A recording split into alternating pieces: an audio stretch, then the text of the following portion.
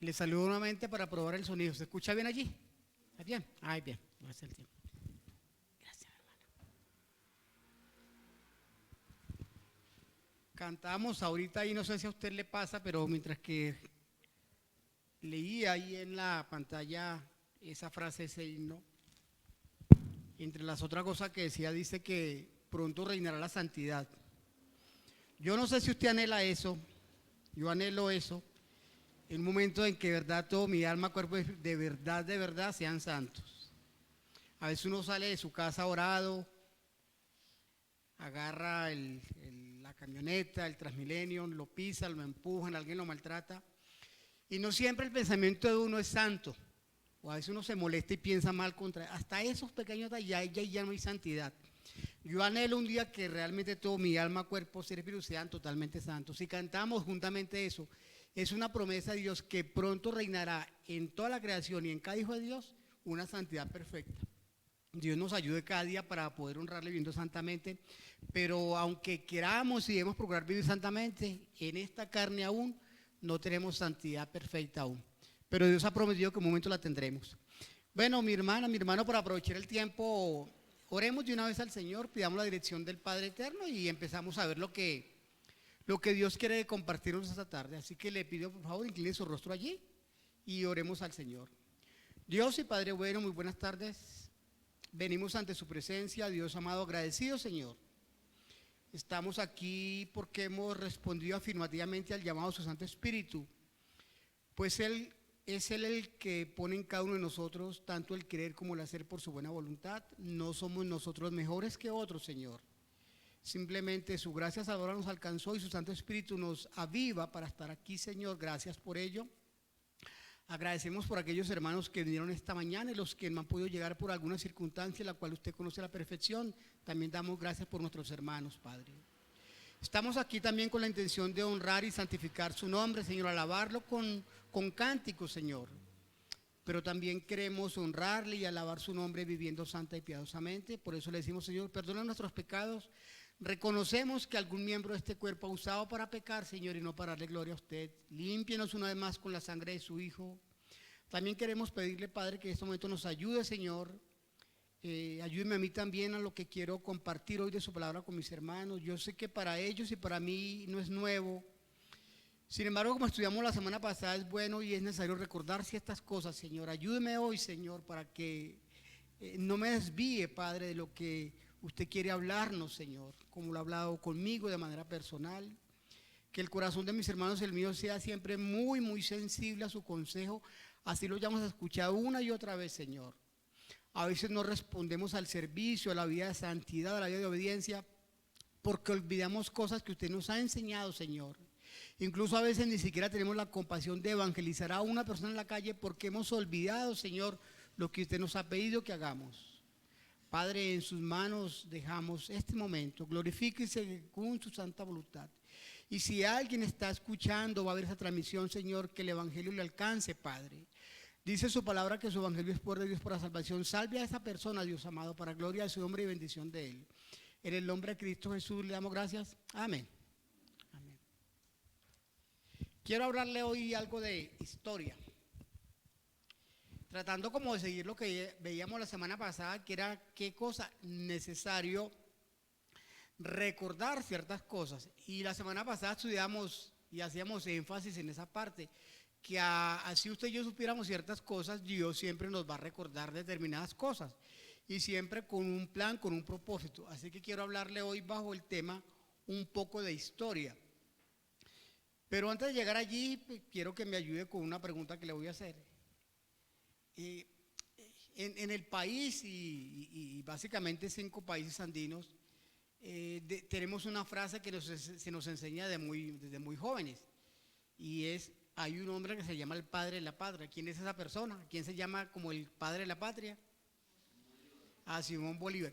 Ahora bien, ¿cómo uno llega a saber que Simón Bolívar es el padre de la patria? ¿De qué manera? ¿Por qué medio? Por la historia. O sea, alguien le enseña a uno y hablan de sus batallas épicas, como él formó un ejército casi de la nada y batalló contra un ejército extranjero y venció. Entonces, aprendemos y nosotros aceptamos eso como una gran verdad, que Simón Bolívar es el padre de la patria. ¿Por qué? Porque la historia lo dice.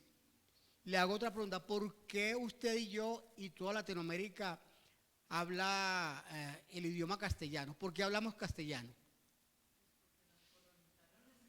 Exactamente.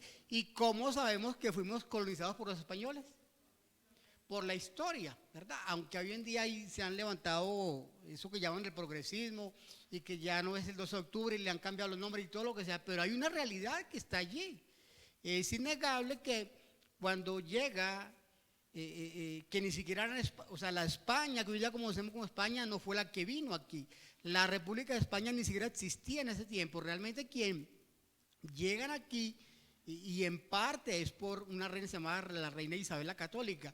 ¿De qué parte? Del reinado de Castilla. Por eso es que lo correcto es que nuestro idioma sea el castellano antes que el español. Pero ¿cómo sabemos eso?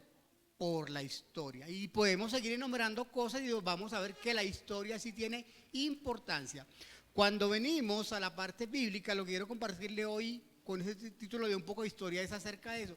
Hay cosas que yo sé, mi hermana y mi hermano, que usted sabe y que yo sé porque ya nos han sido enseñadas y predicadas muchas veces. Y donde quiero llegar en las siguientes dos oportunidades que se me presente para compartirles, es llegar allí a que usted y yo debemos ser de verdad más y más compasivos y perseverar en ciertas cosas, como nuestro pastor nos predicaba esta mañana. Y he notado, y lo digo ya en la parte personal y también porque lo dice la Biblia, que a veces usted y yo nos frenamos en el servicio a Dios, en la vida de santidad, en el deseo de servir a Dios, de congregarse perseverantemente, es porque hemos olvidado un poco la historia. ¿Sabe, como decía nuestro pastor esta mañana, cuánta gente está allá afuera en este momento a punto de quitarse la vida? No sé si vieron en semana un noticiero, yo vi al joven funcionario de la policía que alcanzó a tener una joven que se iba a lanzar de un puente, una muchachita se iba a suicidar. El policía logra verla, llega allí, logra hablar con ella y le salvó la vida física. Usted y yo tenemos una responsabilidad que es de procurar, no salvamos a nadie, pero es el medio que Dios va a usar para que mucha gente no pierda su vida eternamente, separados de Dios. Ahora, ¿qué pasa con usted y conmigo cuando ya no está esa compasión que debiera estar? Es posible que una de las razones por las que no intervenimos, como ese policía intervino a salvar la vida física de esa jovencita, es porque hemos olvidado la historia. Hemos olvidado quizás el destino final de todo ser humano, que va a la eternidad sin Cristo Jesús. Cuando uno lee Apocalipsis a partir del capítulo 6, lo que se escribe allí es horrible y millones de seres humanos van a sufrir lo que describe Apocalipsis. Usted y yo tenemos un llamado de predicar el evangelio, que es el medio que Dios va a usar para que esa gente escape de la condenación eterna. Arrancando desde allí con esa introducción, vaya ahorita sí por favor a Miqueas capítulo 5 versículo 2. Miqueas, profeta menor, capítulo 5, versículo 2. Cuando esté allí, por favor, me avisan con un fuerte amén.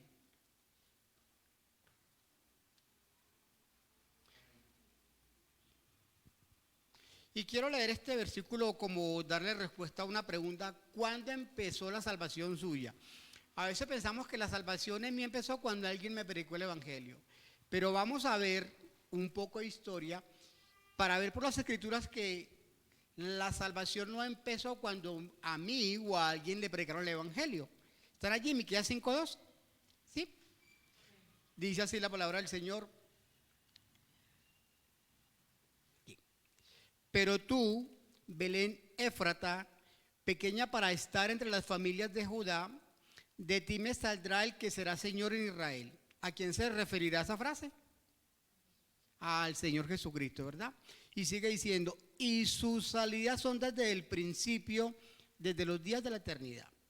Ciertamente es una profecía acerca del nacimiento del Señor Jesucristo, y dice ese texto particularmente el lugar donde Jesús iba a nacer, y describe ese lugar y dice que es una población muy pequeña que ni siquiera merecía estar entre las familias de Judá.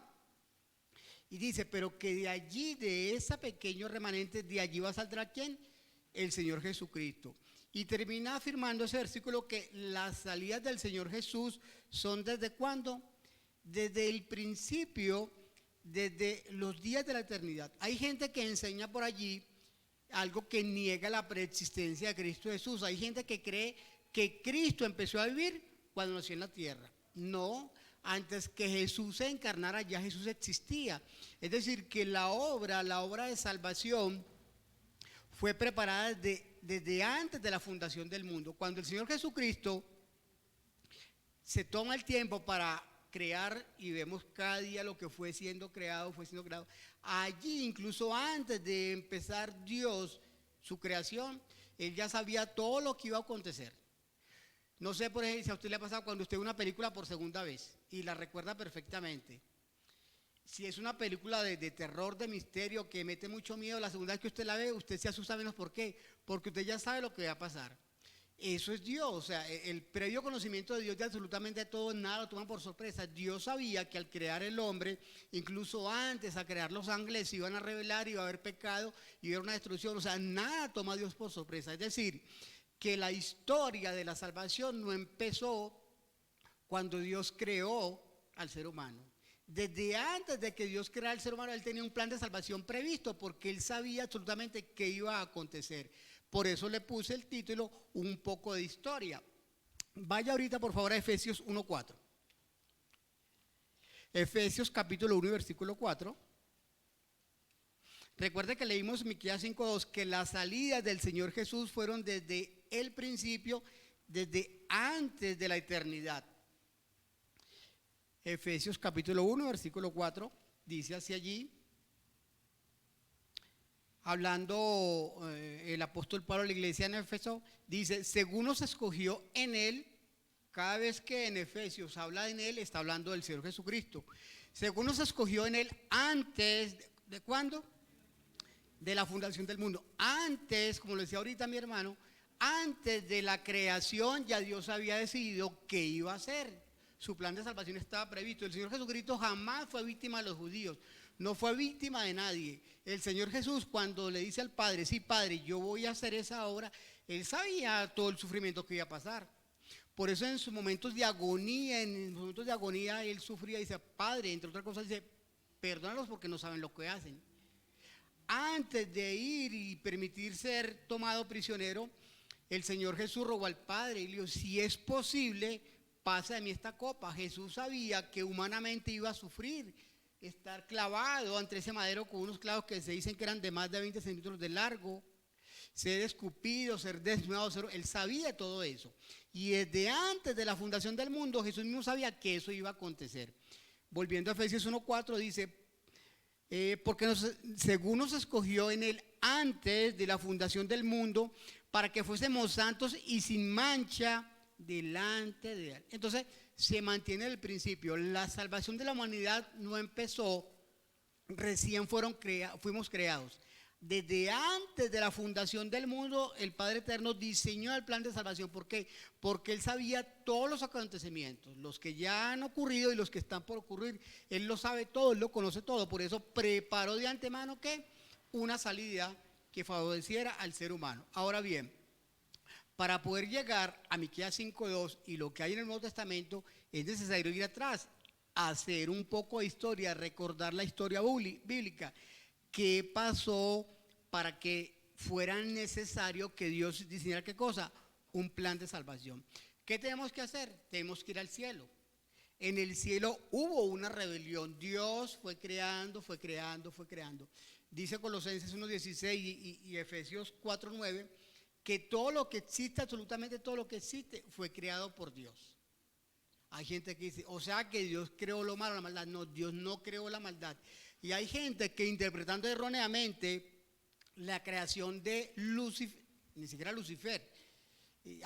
Muchas veces dije la palabra Lucifer y cuando vemos la Biblia, hermanos, no aparece la palabra Lucifer en la Biblia, no aparece. Aparece la palabra lucero, pero uno escucha y coloquialmente uno se refiere al ángel de luz como Lucifer y resulta que es solamente una versión.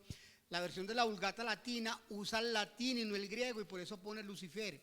Pero cuando la escritura habla de el momento en que Dios crea al ángel de luz, se llamó realmente fue ¿qué? Lucero, no Lucifer. Vamos allí. Entonces vamos haciendo la historia poco a poco. ¿Cómo empieza la redención de la humanidad? Desde antes de la fundación del mundo. Antes que nada fuera creado, ya Dios había diseñado un plan de salvación. Empieza Dios a crear las cosas. ¿Cómo empieza la debacle del ser humano? Con una rebelión.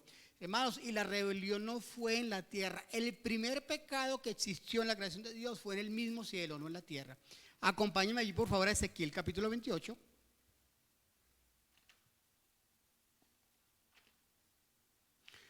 Cuando usted y yo vemos el mundo de hoy, no está malo desde ahorita. Empezó a deteriorarse desde un principio. Por eso el Señor Jesús, cuando hablaba de Satanás, ya con ese nombre, antes fue Lucifer, dice que fue mentiroso desde un principio, desde siempre. Ezequiel capítulo 28. ¿Están allí? No tenemos el tiempo, pero si quiere anote por allí. Cuando estudie Ezequiel capítulo 28, también puede estudiar Isaías capítulo 14.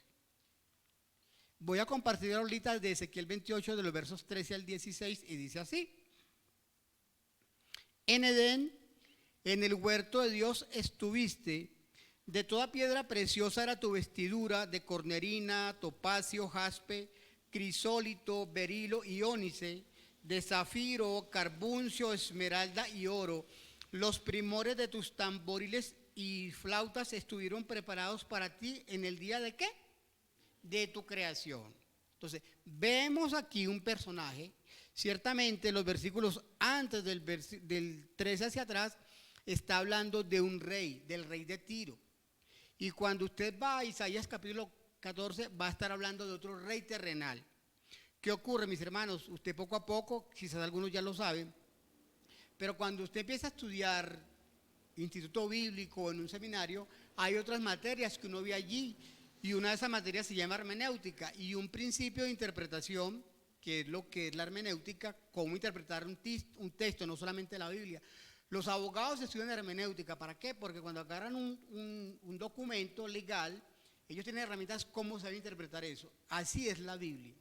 Y un principio de interpretación bíblica se llama el principio de doble referencia, es decir, que un pasaje de la Biblia puede hacer mención a más de un acontecimiento o a más de un personaje. En este caso, cuando empezamos a leer Isaías 14, ciertamente habla acerca de un rey, del rey de Babilonia, en principio.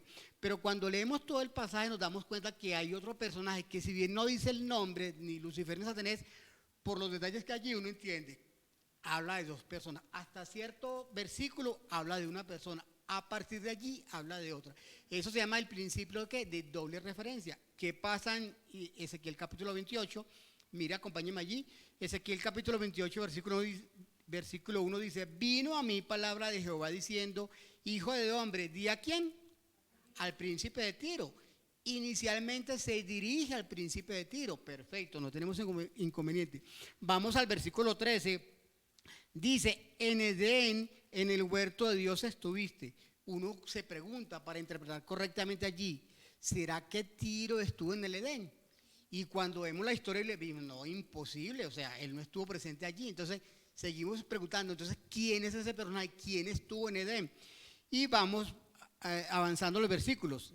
El versículo 13 terminó diciendo: preparados para ti en el día de tu creación. Tópico importante allí.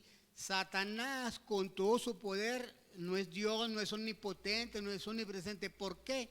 Porque es un ser creado, o sea, él tiene límites. Ciertamente tiene más poder que los seres humanos, sí, pero tiene límites. Él no es todopoderoso. Él jamás y nunca va a poder leer su mente ni la mía, cosa que sí hace Dios. Entonces, es un ser creado, es un ángel. Versículo 14 dice: tú, querubín grande, protector, yo te puse en el santo monte de Dios. Allí estuviste, en medio de las piedras de fuego te paseabas. Perfecto eras en todos tus caminos desde el día que fuiste creado hasta que se halló en ti, ¿qué cosa? Maldad. Entonces vemos la descripción de cómo fue creado un ser angelical. Sus vestiduras resplandecientes, pura piedra preciosa. Dice que le dio el cargo de querubín, que grande, dice, y protector, que fue puesto en el monte de Dios. Y dice esa misma descripción que ese ángel, ese ser especial, fue perfecto hasta determinado momento. ¿Por qué? Porque en un instante de su vida se halló en el, ¿qué cosa? Maldad. Es decir, en el mismo cielo en medio de la presencia de Dios, un ángel se va a revelar. Ese ángel es Lucifer, que una vez que es echado del cielo, la Biblia no dice en qué momento con exactitud, pero empieza a ser llamado como Satanás. Cuando vemos Job capítulo 1 y capítulo 2, ya aparece el nombre de Satanás. Pero mientras que estuvo en los cielos, se llamó Lucifer, que significa ángel de luz o antorcha de luz. Entonces, vemos allí, versículo 16, a causa de la multitud de tus contrataciones, fuiste lleno de iniquidad. ¿Y qué pasó? Y pecaste. Por lo que yo te eché del monte de Dios y te arrojé de entre las piedras de fuego, oh querubín protector. Avanzando.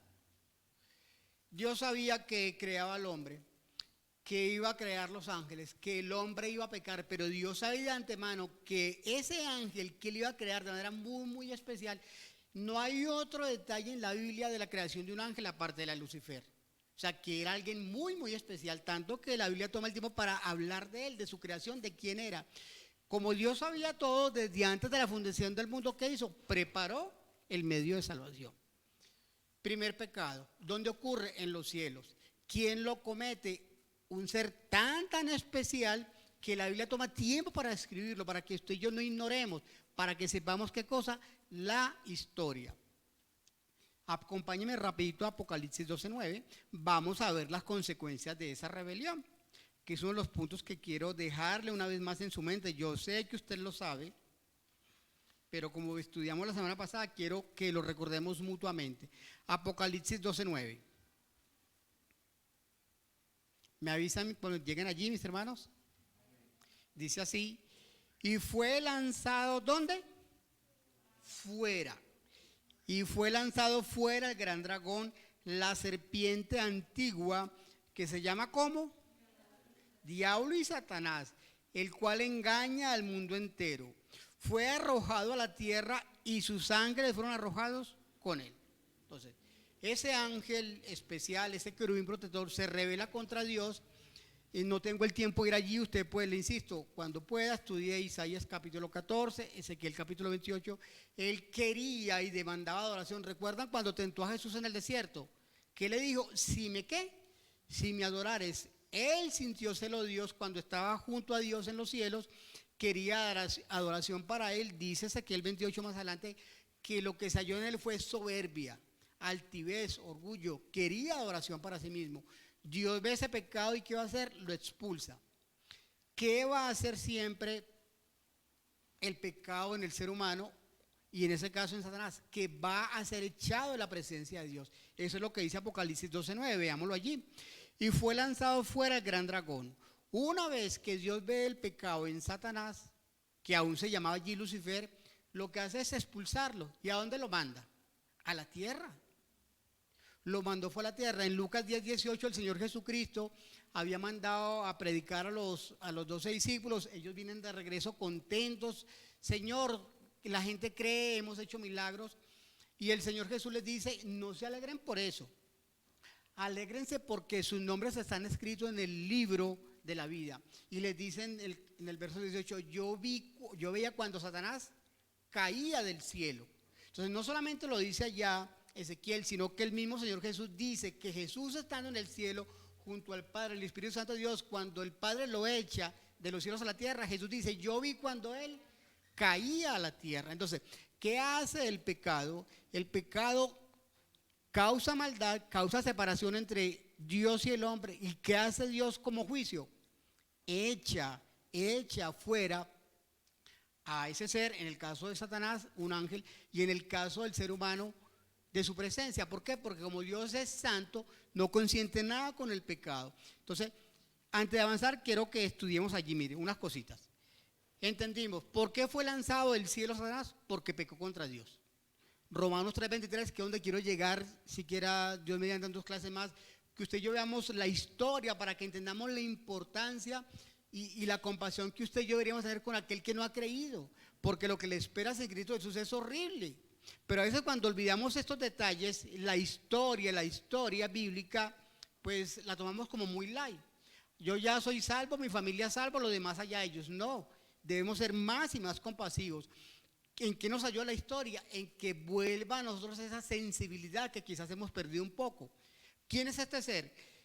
Y fue lanzado fuera el gran dragón. No está diciendo, y de ahí sale quizás el personaje mítico del diablo, con cachos y una cola. ¿Pero por qué? Porque ciertamente la Biblia en varios sitios compara a Satanás, no al personaje, y lo vamos a ver ahorita, como un dragón. Entonces le ponen una cola largota y algunos le agregaron los cuernos y otros como un tridente. Pero aquí lo que está haciendo la Biblia es comparar a ese ser en uno de sus aspectos, que es lo malvado que es, lo perverso que es, el daño que causa. En todas las culturas ancestrales, el dragón ha sido un símbolo de ¿qué? De mucho poder y mucha fiereza.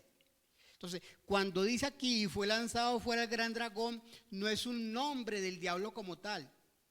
Lo que está haciendo es describiendo su voracidad, realmente es eso, un gran devorador, en este caso aquí de almas. Sigue diciendo allí, la serpiente antigua, haciendo referencia a que ahorita vamos a llegar allá, a lo que pasó en la caída. ¿Recuerdan la historia? Ahorita la vamos a hacer un poco más detenida. Cuando Dios los pone en el huerto del Edén, les hace una sola advertencia: de todo pueden comer, excepto de ese árbol del bien y del mal. Y aparece Satanás tomando la forma de serpiente o hablando por medio de la serpiente para tentar ¿qué? A la mujer.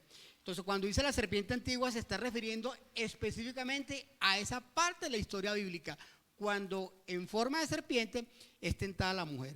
Sigue diciendo allí, y que se llama, ahora sí voy a dar los nombres, que se llama como Diablo y Satanás. Imagínense que en un solo versículo seguidito da dos nombres de ese enemigo.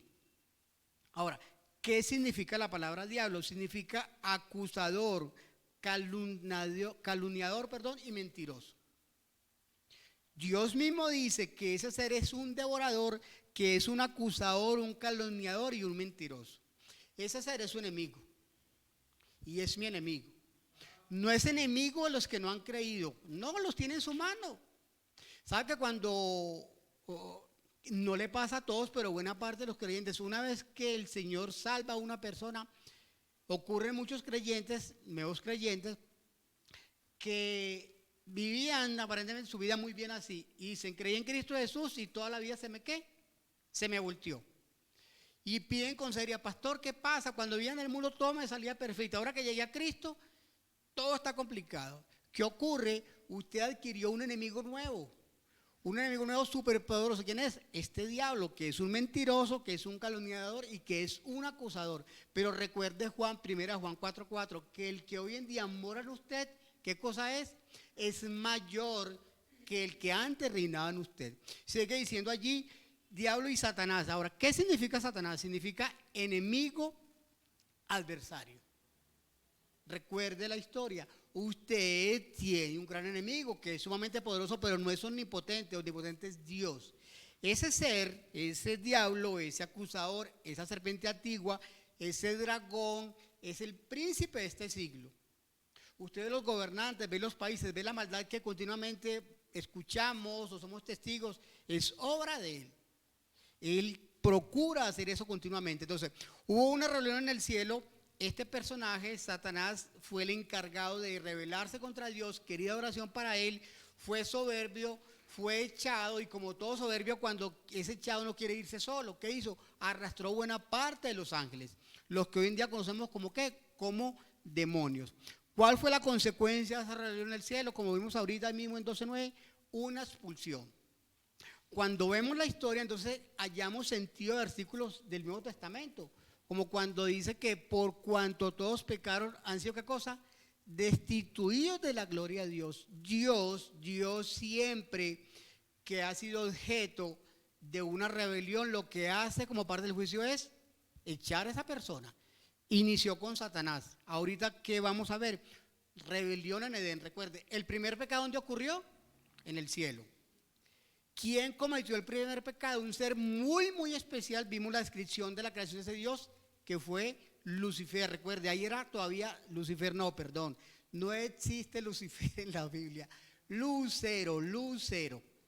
El primer pecado fue cometido por Lucero. Es echado de los cielos a la tierra. ¿Qué ocurre ahorita? Él no se quedó tranquilo.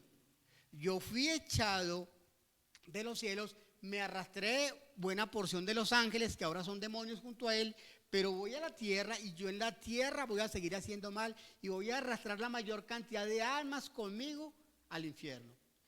Dice la escritura que el infierno no fue creado para el ser humano, fue para el diablo y sus demonios, pero todos aquellos que han decidido rechazar a Cristo Jesús van a terminar allí. Vamos ahorita entonces la rebelión que hubo en el Edén, Génesis capítulo 2.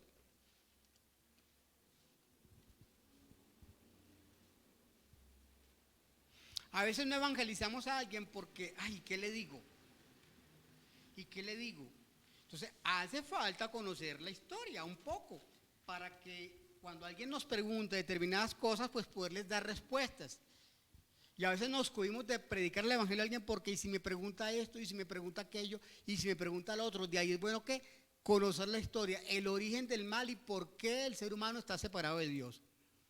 ¿Están allí, mis hermanos? Génesis capítulo 2. Versículo 16. Vamos a ver el consejo de Dios y la advertencia de Dios. Y mandó Jehová Dios al hombre diciendo: de todo árbol del huerto podrás comer, mas del árbol de la ciencia del bien y del mal no comerás, porque el día que de él comieres ciertamente morirás. Entonces, rebelión en el cielo, expulsión de Satanás, fuera la presencia de Dios. Rebelión en Dios. Hace una advertencia y avisa: si ustedes me desobedecen, si ustedes comen de ese árbol, ¿qué va a pasar? Van a morir. En la Biblia, mis hermanos, la palabra muerte significa separación. Muerte física, el alma se separa del cuerpo, hay más hálito de vida, la persona muere. Y separado de Dios es una muerte espiritual. Dios les está diciendo a ellos: ciertamente van a morir, es decir, inicialmente van a estar separados de mí, van a morir espiritualmente. Porque Adán después de eso vivió más de 900 años. Fue una separación de Dios. Sigue diciendo allí el versículo 18. Y dijo Jehová a Dios: no es bueno que el hombre esté solo, le haré yo idónea para él. Ya había un plan, ese hombre no iba a estar solo. Dios había diseñado incluso desde antes de la fundación del mundo, en este caso, una compañera para Adán. Pero en general la idea era, ¿qué cosa? El matrimonio. Dios hace la advertencia. Mira la respuesta de ellos. Génesis 3, capítulo 6. Recuerda que estamos paseando la historia. ¿Están allí? Y vio la mujer que el árbol era bueno para comer y que era agradable a los ojos, y árbol codiciable para alcanzar la sabiduría, y tomó de su fruto y comió, y dio también a su marido, el cual comió así como ella. Capítulo 2, Dios advierte: todo lo que está ahí está a su disposición, pueden comer de todo. Por favor, no coman de ese que está allí, del bien y el mal, porque el día que lo hagan van a morir. Igualmente vemos en capítulo 3, versículo 6, que la advertencia de Dios, el consejo de Dios no fue tomado en cuenta, fue olvidado. ¿Y qué hacen? Desobedecen, comen del fruto. Vamos a ver cuál fue la consecuencia de esa desobediencia. Baje al versículo 23, por favor, allí. Génesis capítulo 3 y versículo 23. ¿Están allí? Dice: y lo sacó Jehová del huerto del Edén para que labrase la tierra de que fue tomado. Consecuencia: en los cielos, cuando hubo rebelión, desobediencia, pecado, separados de la presencia de Dios, expulsados. Bajamos, rebelión en el Edén. Hay desobediencia. ¿Qué hace Dios inmediatamente? ¿Cuál es el juicio? Los separa, los echa de su presencia. Versículo 24 dice: echó pues fuera al hombre y puso al oriente del huerto de Edén querubines y una espada encendida que se revolvía por todos lados para guardar el camino del árbol de la vida. Esa es la consecuencia de pecar contra Dios. Vamos a quedar separados de Dios, y le insisto, por eso cuando uno entiende esto del principio, que el pecado inicial fue en el cielo por un ser que Dios creó de manera especial y que la consecuencia fue ser expulsado, el ser humano cada vez que peca va a estar separado de Dios. Y la condición de todo no creyente es esa: separado de Dios. Efesios capítulo 2, enemigos, muertos sin delitos y pecados. Consecuencia: expulsión en el cielo. Consecuencia en el Edén, expulsión. Ahora, Dios no se queda allí. Como dijimos que la salvación de la humanidad fue preparada de antes de la fundación del mundo, Dios había hecho previsión y provisión. Avance allí, por favor, Génesis capítulo 3, versículos 14 y 15. Desde aquí uno puede evangelizar a alguien. Cuando desconocemos la historia, vamos a lo que conocemos del Nuevo Testamento. Por eso es importante conocer la historia de la humanidad. Hay discrepancia en eso, pero uno de los temas principales de la Biblia es la historia de la redención del ser humano. Y el personaje principal de la Biblia es Cristo. O sea, la Biblia es completamente cristocéntrica. Y quizás el tema principal de la Biblia es la redención del ser humano. Desde un principio aparece, miren, Génesis 3:14, ¿ya están allí? Y Jehová Dios dijo ¿a quién? ¿Quién es esa serpiente? Ya lo vimos. Satanás, el diablo, el acusador, el dragón, ese mismo. Y Jehová Dios dijo a la serpiente, por cuanto esto hiciste, lo que hizo fue engañar a la mujer, ¿verdad? Maldita serás entre todas las bestias y entre todos los animales del campo. Sobre tu pecho andarás y polvo comerás todos los días de tu vida. ¿Sabe por qué Satanás odia tanto al ser humano? Una de las cosas, cuando él pecó, Dios no se convirtió en ángel para ayudarle. Pero cuando el ser humano pecó, Dios decide convertirse en un hombre para ayudarnos. Ya por ahí nos odia. O sea, ¿por qué a ellos sí y a mí no? Aquí no solamente había sido echado del cielo, separado de Dios por la eternidad, sino que Dios lo maldice. Había sido echado en el cielo y ahorita en el Edén, Dios maldice a la serpiente que era el mismo Satanás, la serpiente antigua. Mira el versículo 15 donde empieza para nosotros leyendo, pero recuerda siempre, empezó desde antes de la fundación del mundo, pero a nivel de revelación escritural empieza en el versículo 15 y dice, y pondré enemistad entre ti y la mujer, y entre tu simiente y la simiente suya. Esta te herirá en la cabeza y tú le herirás en el calcañar. Génesis 3:15. A partir de allí podemos evangelizar a cualquier persona. A partir de allí, eso que está allí ya es evangelio. Ya eso es una buena noticia, es una buena noticia. Dios le está diciendo a Satanás, no está evangelizando a Satanás, le está diciendo lo que va a acontecer en el devenir de los tiempos. La descendencia tuya tendrá siempre un enemigo. El enemigo de la descendencia tuya va a ser la descendencia de la mujer. Cuando estudiamos más a fondo, no tengo el tiempo, mis hermanos, pero es maravilloso. Ahí Dios maldice a Satanás. Dios maldice a la tierra y en parte le habla fuerte a Adán. Pero ¿sabe qué pasa allí? ¿Qué no pasa? Perdón. Jamás y nunca la mujer es maldecida por Dios. Es maldecido Satanás. Es maldecida la tierra y sobre Adán se le dicen cosas fuertes, pero a la mujer Dios no la señala nunca en ningún momento allí. No lo hace. La gente que enseña que es que estamos aquí es por culpa de la mujer, porque si la mujer no hubiera escuchado el diablo, pues no, Dios no se mete con la mujer, le asigna la responsabilidad a Adán. Cuando la llama, ¿qué le dice? Eva, ¿qué hiciste? No, ¿a quién llama? A Adán. Entonces, volviendo a Satanás, expulsado a los cielos, maldecido en la tierra. Dios hace una promesa en Génesis 3:15 y es, la descendencia de Satanás va a tener siempre un enemigo y viceversa. La descendencia de la mujer. Y hace la advertencia de una vez, esta te herirá en la cabeza y tú le herirás en el calcañar. Cuando vemos ese pasaje y vamos al Nuevo Testamento, ¿qué deducimos? Que la simiente de la mujer está haciendo referencia ya directamente al Señor Jesucristo. Dios mismo, encarnado, nacido de mujer. Y cuando dice que esta te herirá en la cabeza, es que cuando Jesús, cuando pueda vaya Colosenses 2:15, cuando Jesús muere en la cruz, al instante Satanás, ¿qué hizo? Yo me imagino que se frotó las manos y sonrió. Lo vencí. Porque no era un secreto para Satanás. Dios le está diciendo a él, o sea, Satanás siempre supo que una vez iba a ser vencido por un hombre. Siempre lo supo y siempre lo supo. ¿Por qué ocurre el primer asesinato ahí, al capítulo 4? Porque él dijo, nada, un hijo de esta mujer es el que me va a vencer. ¿Qué hizo? Pongo a uno para que mate al otro y me queda uno solito. Y como ese ya es mío, eso fue lo que él pensó. Lo que él ignoraba es que Dios son tiempos administrados por él. Y en su justo momento, como dice Gálatas 4:4, Jesús iba a nacer.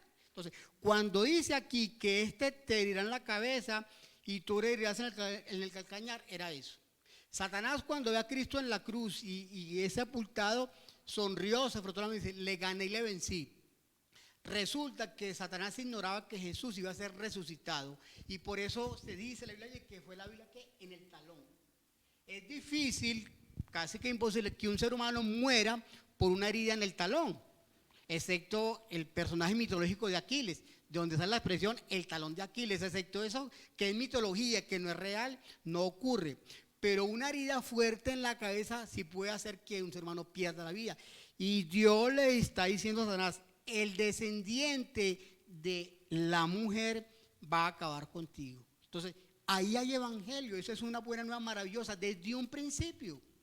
Cuando nosotros podemos empezar a manejar el origen del mal, según la Biblia, el origen del pecado, según la Biblia, ya tenemos herramientas para compartirle con seguridad nuestra fe a alguien y evangelizarle y hablarle. Porque es muy fácil decirle a alguien hoy en día, usted es un borracho, es un pecador, pero cuando en la siguiente clase o en la otra siguiente, vamos a ver, mis hermanos, lo que dice Juan 3:18. Y donde quiero llegar a la tercera clase es que usted y yo, Dios me permita compartirle cosas de cómo evangelizar a alguien. Cometemos muchos errores. Esto es un preámbulo para llegar allá. Cuando le predicamos a alguien, vemos su vida moral. Usted está condenado porque es homosexual, porque es prostituta, porque es ladrón. Sí, son pecados. Pero el Evangelio no enseña eso en primer lugar. Juan 3:18 dice, el que en él cree no es condenado.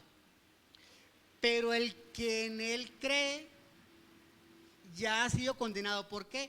Porque no ha creído en el nombre del unigénito Hijo. Eso es el Evangelio. Nadie va al infierno por ser ladrón. Nadie va al infierno por ser homosexual. La gente va al infierno en primer lugar, ¿por qué? Porque no han creído en el nombre del unigénito de Hijo de Dios. Entonces, cuando usted procura evangelizar a alguien, no ataque directamente el problema moral, porque le van a saltar la talanquera. No, yo soy bueno, yo no soy borracho, yo nunca maté. Van a saltar. ¿Qué hay que hacer? Encerrarlos. ¿Usted ha creído en Cristo? No, usted está condenado. Facilito. ¿Para dónde cogen? No tiene escapatoria. Allí es donde quiero llegar. Pero hace falta que damos la historia de dónde llegamos a Juan 3:18. Y esta es la historia bíblica para llegar allí. Entonces avanzamos aquí por los momentos. Hay una descendencia. Empieza la descendencia de la serpiente y la descendencia de la mujer. Avance allí por favor rapidito. Ya me queda poco tiempo por hoy. No alcanzo a terminar, pero vamos un poco más. Primera de Juan capítulo 3, por favor. Primera de Juan capítulo 3, porque alguien dirá, no, pero es que usted está diciendo que la serpiente, si es un animal, ¿cómo tiene descendencia? Y si es el diablo, no tiene descendencia. Vamos a ver qué dice la escritura. Recuerda la historia, nace el primer hijo de ellos que se llamaba ¿quién? El hijo de Eva, Caín, ¿verdad? Nació el segundo hijo, se llamó Abel. ¿Qué pasó entre Caín y Abel? Pues que Caín mató a Abel, ¿verdad? Listo. Primera de Juan capítulo 3, versículo 12, ¿están allí? No como quién, no como Caín, que era de quién.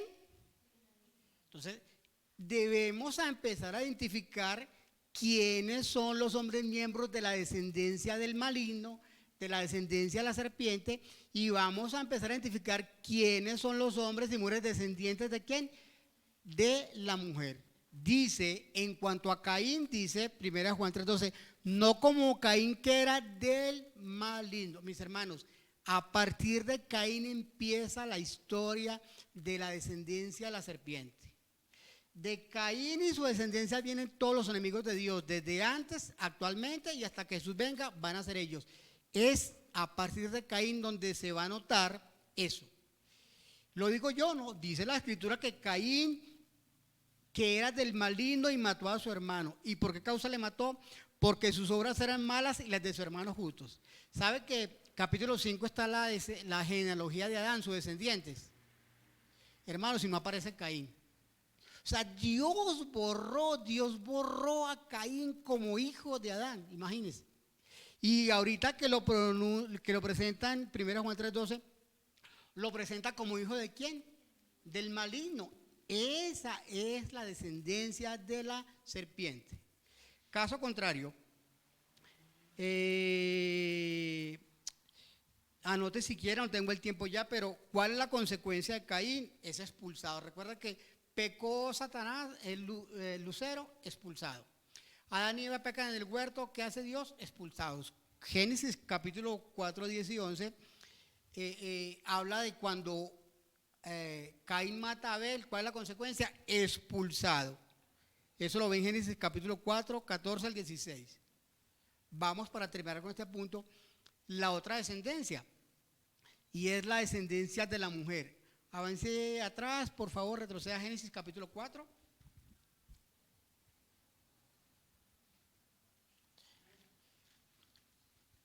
Versículos 25-26. Inicialmente tiene un hijo, Caín. Luego nace el otro hijo, Abel. Caín mata a Abel, ¿por qué? Porque él era el maligno y las obras del maligno quería hacer. Pasa un tiempo, Dios no fue tomado por sorpresa, Dios no dijo, ya va, me quedó fue la descendencia mala. ¿Y ahora qué hago? No, Dios siempre supo que eso iba a ocurrir y provee un nuevo hijo a Adán y a Eva, que es Set. Génesis 4, versículos 25 y 26 dice así: y conoció de nuevo a Adán a su mujer, la cual dio a luz un hijo y llamó su nombre como Set, porque Dios, dijo ella, me ha sustituido otro hijo en lugar de Abel, a quien mató Caín. Imagínense esa escena, la propia madre diciendo, es que mi hijo mató a mi otro hijo. Versículo 26, y a Set también le nació un hijo y llamó su nombre Enos. Note la diferencia de las descendencias, la de Caín y ahorita la de Set. Mire lo que empieza a ocurrir. Entonces los hombres, ¿qué hicieron? Comenzaron a invocar el nombre de Jehová. Invocar es clamar, pedir ayuda, pedir auxilio. ¿A quién? A Jehová. Entonces, a partir de allí, mis hermanos, están en la Biblia claramente marcadas en la historia quiénes son los descendientes del maligno, de Satanás, de la serpiente antigua, y quiénes son los descendientes de la simiente. Y esa descendencia Dios la va a guardar, la va a preservar hasta que nace Cristo Jesús. Cuando vamos a Mateo y a Lucas a ver la descendencia del Señor Jesucristo, usted empieza a ver la descendencia, no aparece el nombre de Caín, aparece el nombre de este hombre, de Set. Son las pistas que nos da la Biblia en su historia para identificar quiénes son los de un lado y quiénes son los del otro. Alguien podrá decir, sí, mi hermano, pero es que esa gente vivió hasta que hubo el diluvio, porque solamente en el diluvio dice la escritura que quedaron vivos 8 personas. Es decir, que la descendencia de Caín pereció y la de Set, o sea, ¿qué pasa allí? Resulta que una vez que salen del diluvio, sale Noé con sus 3 hijos, su esposa, sus 3 hijos y sus nueras. Y Noé tenía 3 hijos, Sem, Can y Jafet. Entonces, la historia que recontinúa, pero como Dios le prometió a Satanás que habían 2 descendencias continuamente en pugna, ¿qué hace Dios aquí? No lo hace él, pero Noé tiene 3 hijos, Sem, Can y Jafet. Hay un episodio que ustedes recordar cuando una vez que sale Job, empieza a trabajar, siembra el huerto, siembra vid, coge frutos, se emborracha. Y uno de sus hijos, Can, entra a ver en la tienda y lo ve desnudo.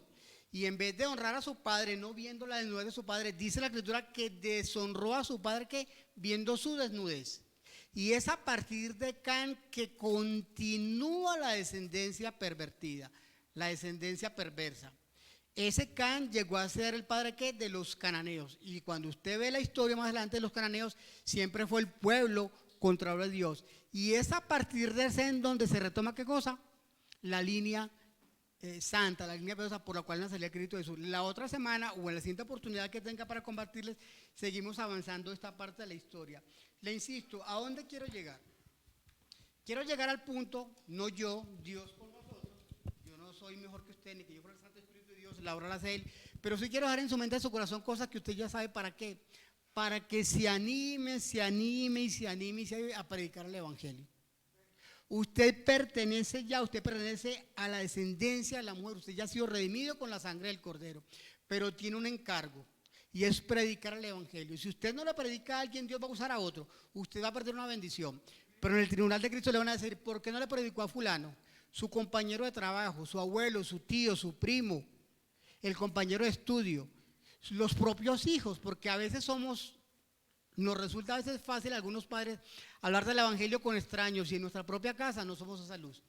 Así que dejémoslo hasta aquí, mis hermanos, por hoy, y la otra oportunidad continuamos con esta parte de la historia. Pero le insisto, la idea es llegar al punto donde usted debe entender que tiene que evangelizar más y más. Oremos al Padre. Dios y Padre bueno, Señor, gracias damos por su palabra en primer lugar. Gracias por permitirnos recordar, Señor, parte de su historia. Solo vimos ápices, Señor, algunas pinceladas de lo que usted preparó desde antes de la fundación del mundo. Señor, yo pido perdón por mí. No sé si mis hermanos quieran hacerlo, porque muchas veces he callado, Señor, como me siento seguro en sus manos, porque su palabra lo dice, porque me llevó al arrepentimiento de mis pecados. Pero he perdido, Señor, la sensibilidad ante el sufrimiento ajeno, Padre.